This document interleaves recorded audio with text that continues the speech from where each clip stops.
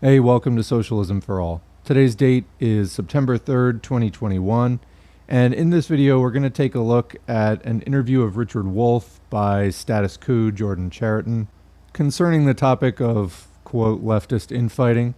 If you like this video, please click like and subscribe and consider supporting us on Patreon. There's a link to Patreon in the video description.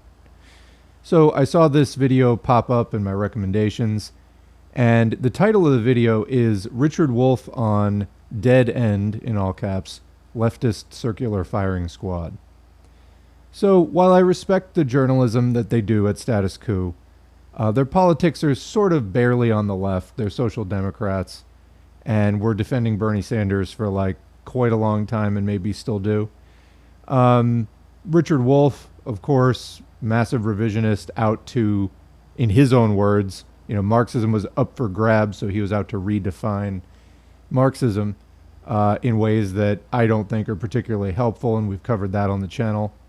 So, as far as there being a leftist circular firing squad, the U.S. left is a mess. It's a flat-out mess in so many different ways. I don't want to get into that right now before we start the video because I'll be going on for I don't know how long about it. But as far as there being a leftist circular firing squad, I doubt that they're talking about you and me out here stumping for actual socialism. But let's listen to what they do say and see if it has any relevance, and do they speak for the actual left? Let's listen. Let's just call it what it is. There's been a circular firing squad on the left the last year or so. It's not the first time the left has kind of eaten itself alive. The main focus seems to be on defining who is left and who is not, who is pure and who is not. Okay, so right off the bat, we have a social democrat telling us, don't give me your purity tests. If we have learned anything from the history of socialism, it's that if we don't have standards for what we're fighting for, we get rolled by the bourgeoisie. That's what happens.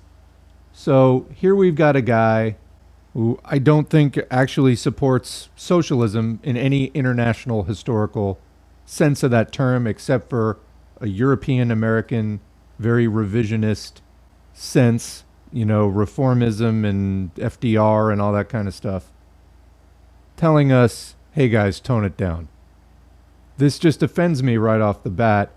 Let's see where they go. Who's a sellout and who's righteous. For me, I don't really give a I don't care if you dem enter. I don't care if you dem exit. I don't care if you're third party. None of that matters. Why would none of that matter? All of that. I mean, to take an example, whether you work in the Democratic Party or not, the fundamental task of the U.S. left is to break with the Democratic Party. We have seen decade after decade the Democratic Party operate as a trap and a drain on resources and a co-opting force that destroys social movements. Why would you not care?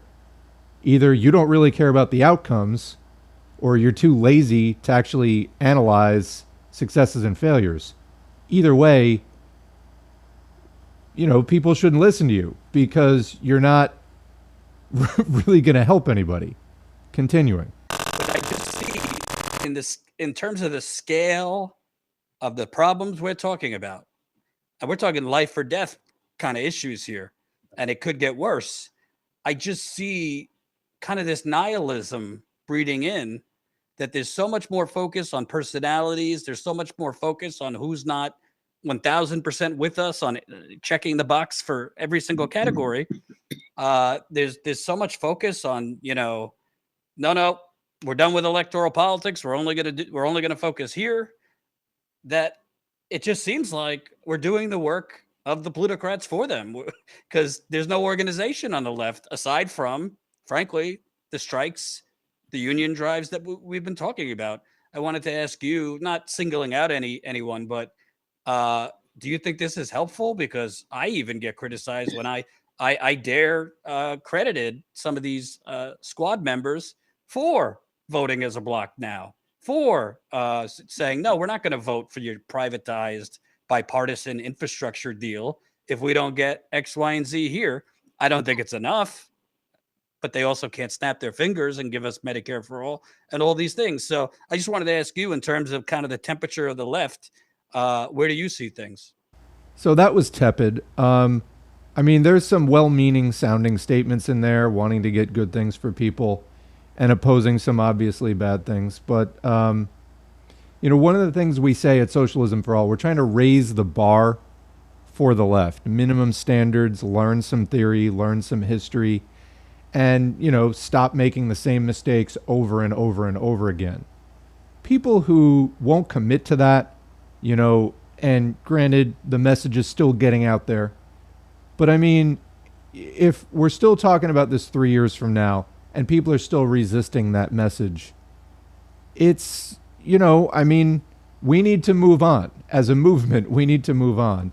And this whole sort of left progressive media sphere, I mean, worthless is the word that comes to mind. I think we have the technology now. Everybody's got a phone.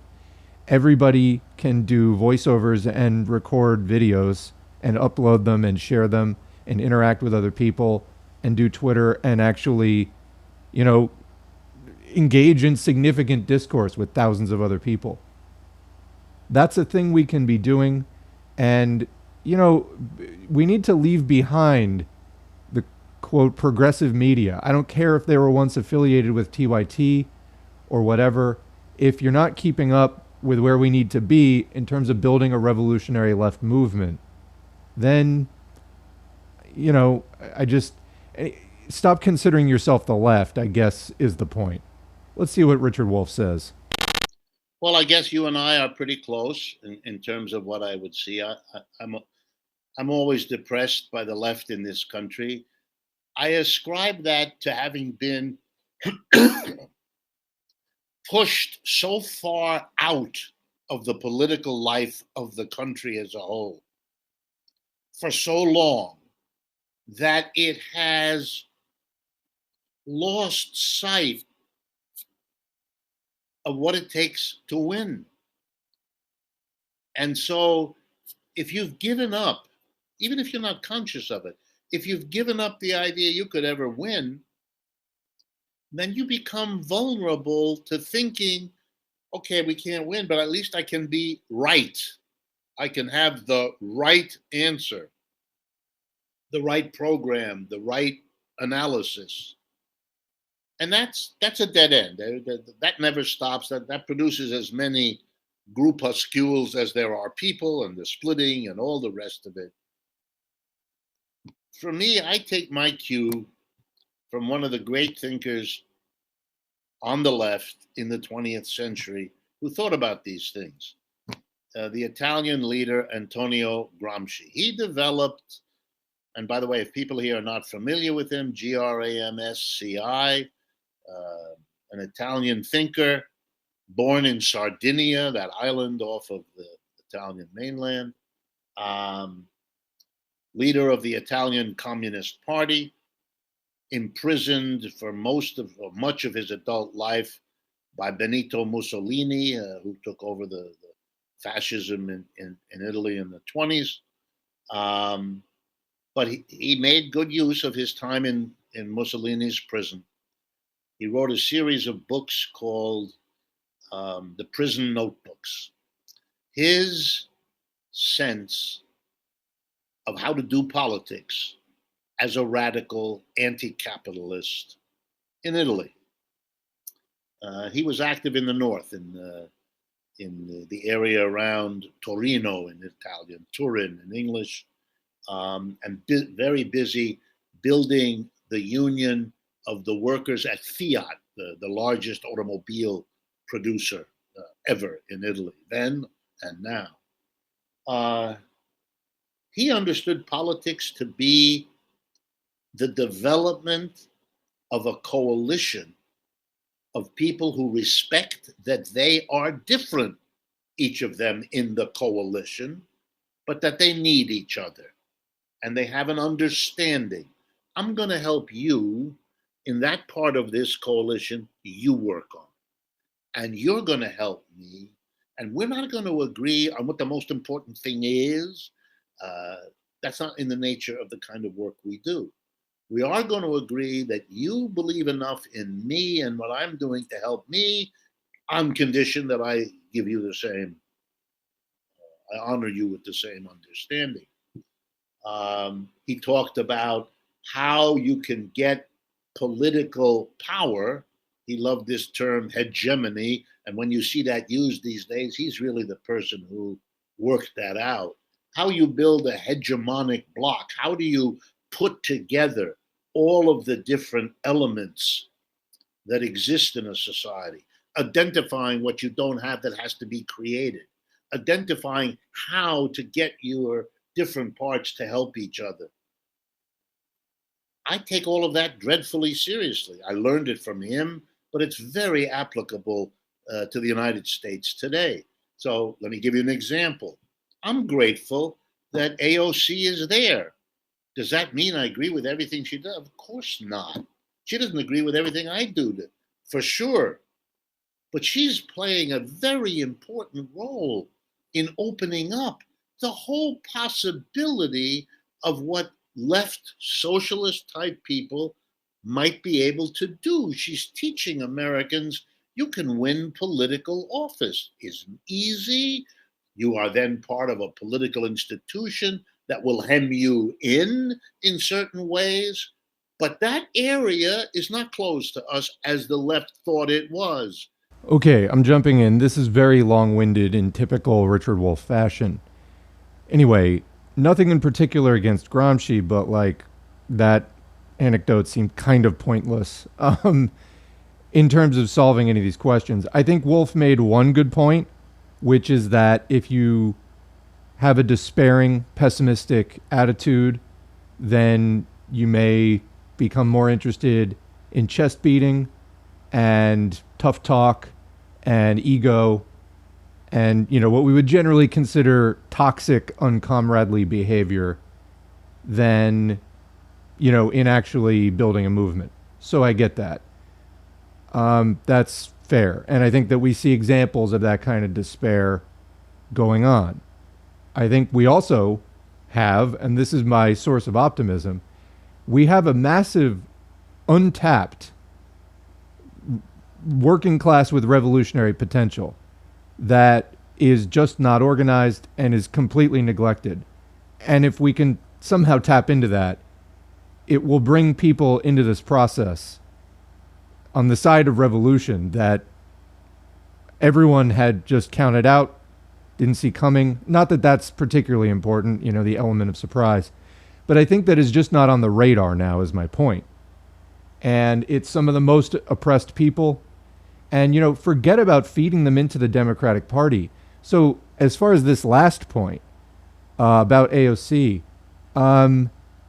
you know, I'm not one of these people who's like death to the squad. I don't think that at all. But I guess my position is, if the squad wasn't there, would we know that they weren't there? Like, would we miss them? Not emotionally, but like, would anything different substantially be happening if they weren't there? You know, would you feel the absence if they were not there, in terms of the effect that they're having on government? So Wolff is now going on a thing promoting electoralism as some kind of path to changing things. I think that's actively harmful, because you look at the amount of effort that's been expended on this, and where is it getting us? The Democratic Party, to me, seems to be co-opting and neutralizing the squad faster than DSA and whoever is adding people to it. So I don't think that that's effective. And if we're serious about building a socialist movement and actually channeling the revolutionary potential of the masses into their own interests, the masses, as proletarians who have nothing to lose and everything to gain, then is this really the approach to take? And I don't think that's getting serious consideration here. Wolff is treading over well-trod territory. This is a mistake. And let's see what else he says. You can. That's why Bernie is so important. He stood up in 2016 and said, yes, I'm a socialist. I'm going to run. And you're wrong that it's going to be a political suicide.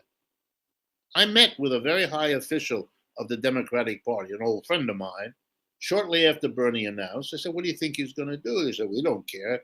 If he gets 1%, it'll be a miracle. If he gets 2, we will all, celebrate the shock of it all." They had no idea, none of them. And these were not unsympathetic people, but they had no idea what might happen, what kind of support there would be for the word. And granted, people don't know exactly what socialism means, especially in this country. All of that has to be now developed.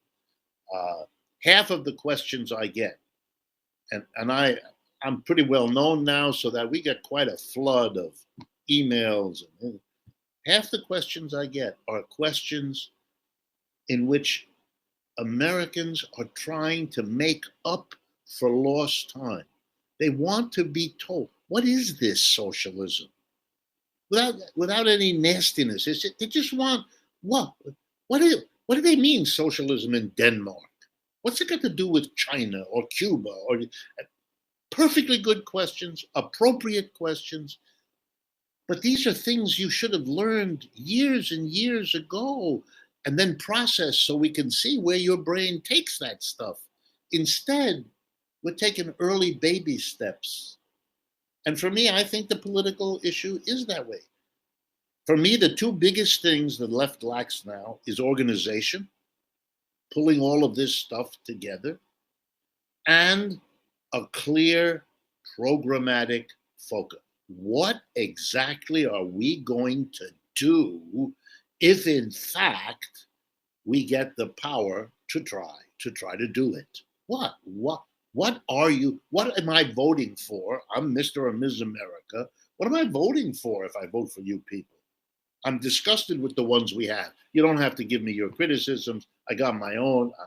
I know that's useless. But you, what are you? Why should I even believe you're different from them? Well, tell me something that makes it clear.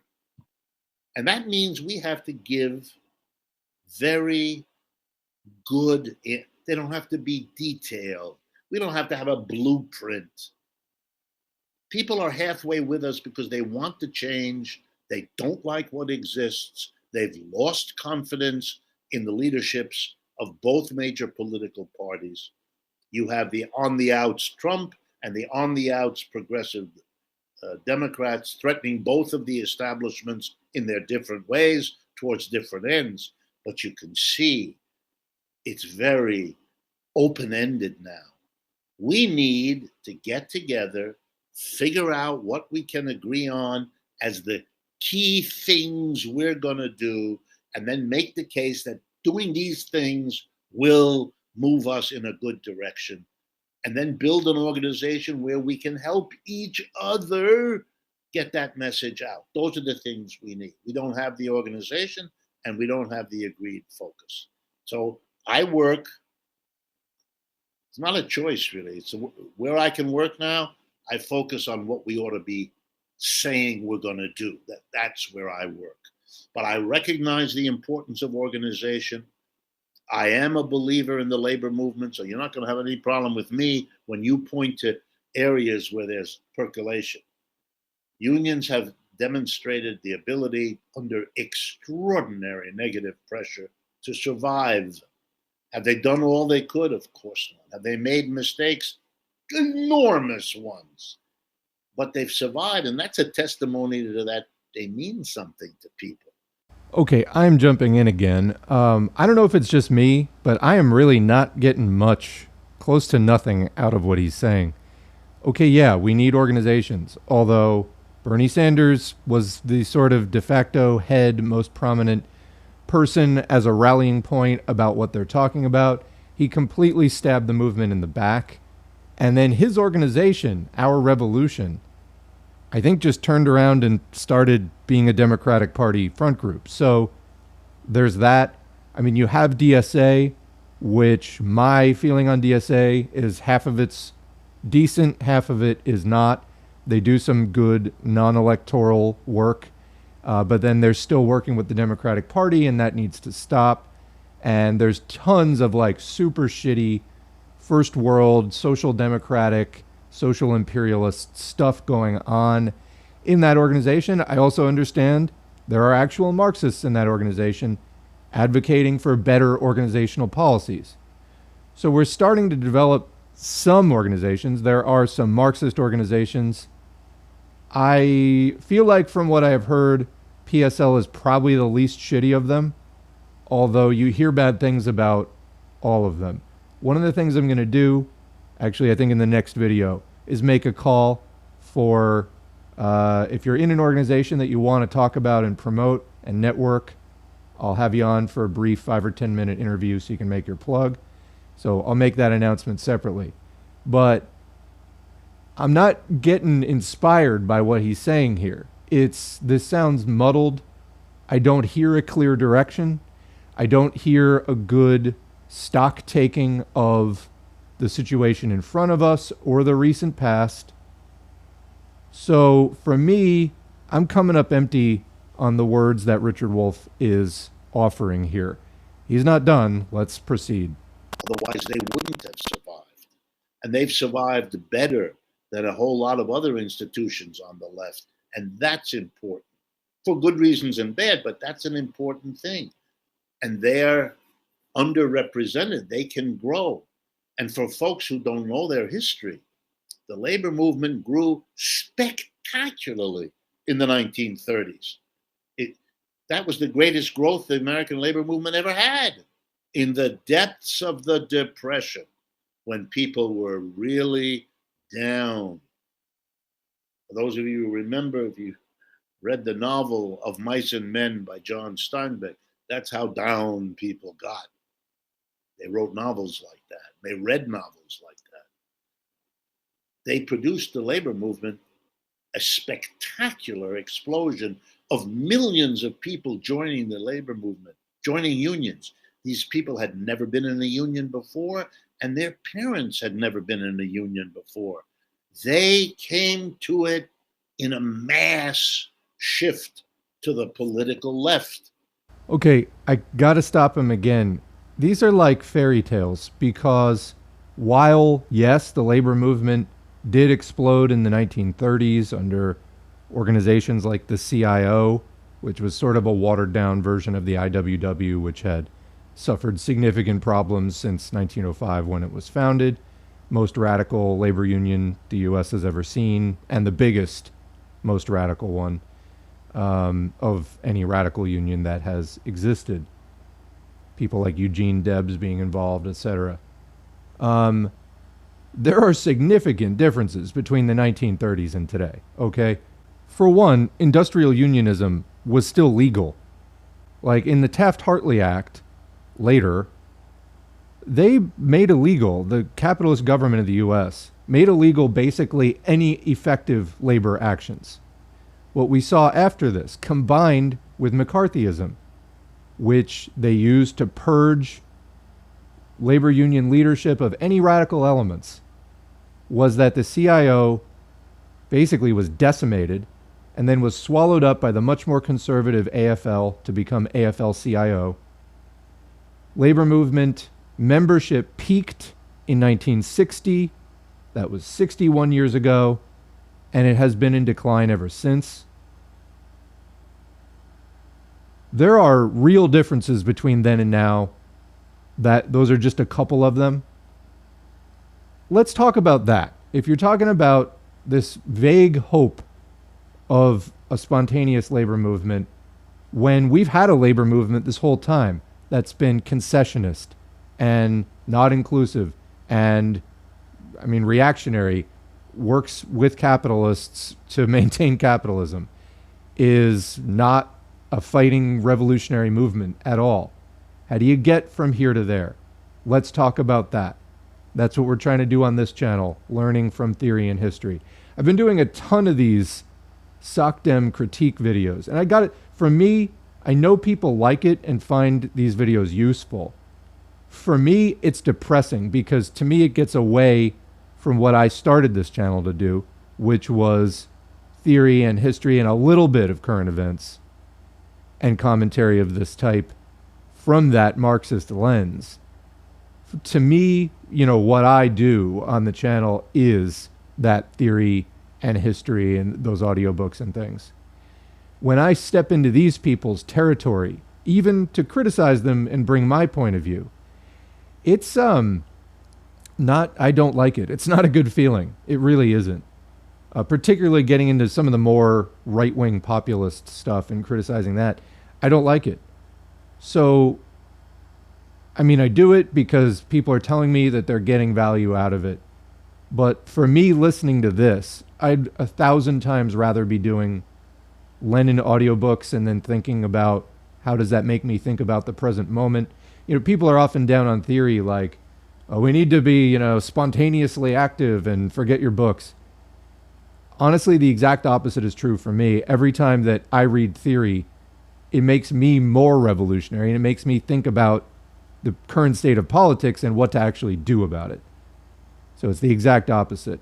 That for me is the real fuel, and I'll be doing several audiobooks in the next few days again, as I try to do some every week in along with these commentaries. I'm still trying to tweak that balance as we go to a higher overall output on this channel, at least for the time being. So anyway, let's finish this. There's like another minute and a half.